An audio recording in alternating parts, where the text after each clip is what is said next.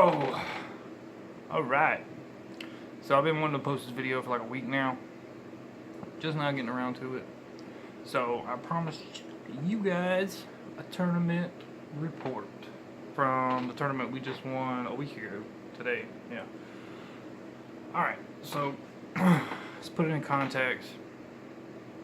Me and my partner Reed never met, nothing. I made the Lake Murray report.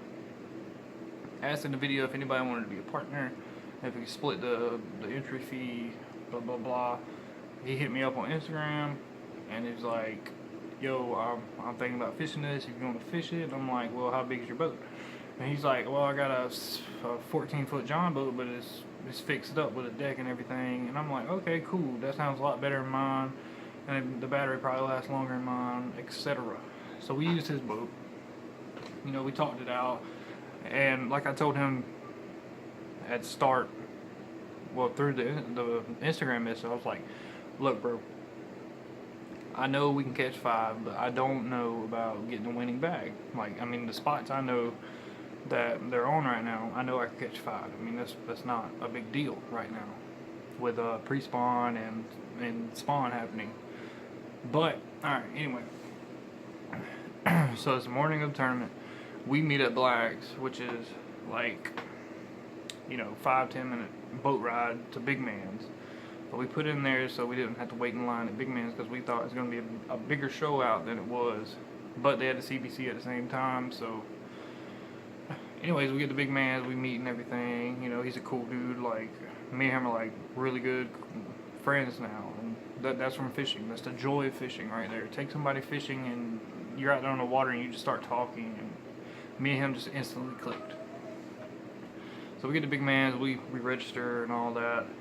We were the last people there. Boat number 15. There's 15 boats in the tournament. There's $75 entry. Cuts to big fish, first, second, and third, I think.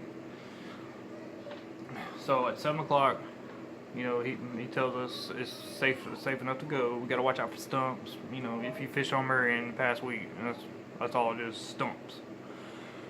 So we get out there. As soon as we take off, something weird happens.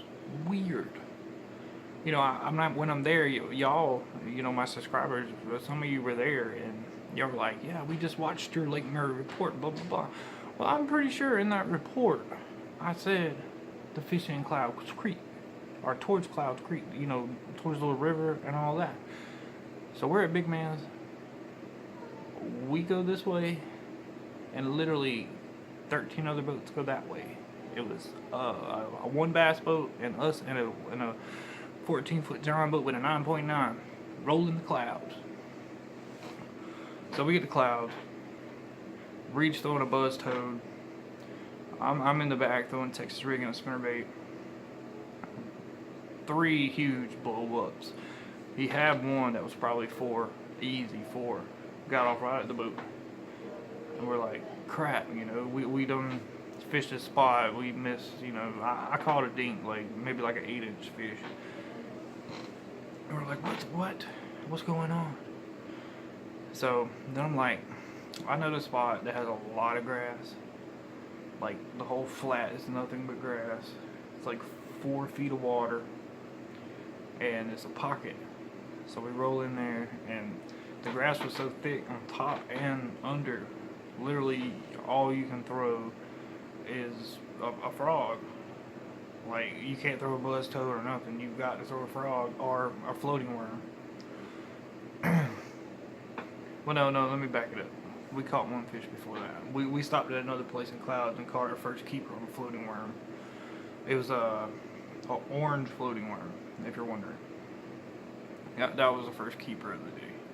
Anyway, we go to the grass flat, and he actually takes the toad off the buzz toad, and just starts throwing a straight horny toad like this one right here. You know, just a straight out of the pack horny toad. I believe his has like a white bottom. And he throws it, you know, you know, the frog blow up's crazy. So it blows up, and he puts the straight smack down on the hook set. That was the coolest hook set I've seen. I'm telling you, it was awesome. And when we get in the boat, it's like a 3.5, 4 pounder. We're like, yeah, you know. So then that's the only fish we caught. Well, no, we caught another fish on the float worm, but I believe we cold him later. Yeah, we caught 2 fish in that pocket. So at that time, it's about 9 a.m. We've got 3 fish in the box, 1 really good fish, 3, 4 pounder, and 2, pound and a half pounds. I think 1 was 1.74 in the video. So we take off to my spots, and I mainly fish around blacks. So on the way there, he's like, let's check this Rocky Point. Because I was cranking, caught some big ones about 2 weeks before the tournament. Which the cranking on Rocky Points right now isn't really working. But we stop anyway, and we get to this dock, and he's like, well, we'll go to your spots, we fished all around it. And so he's up there retying something.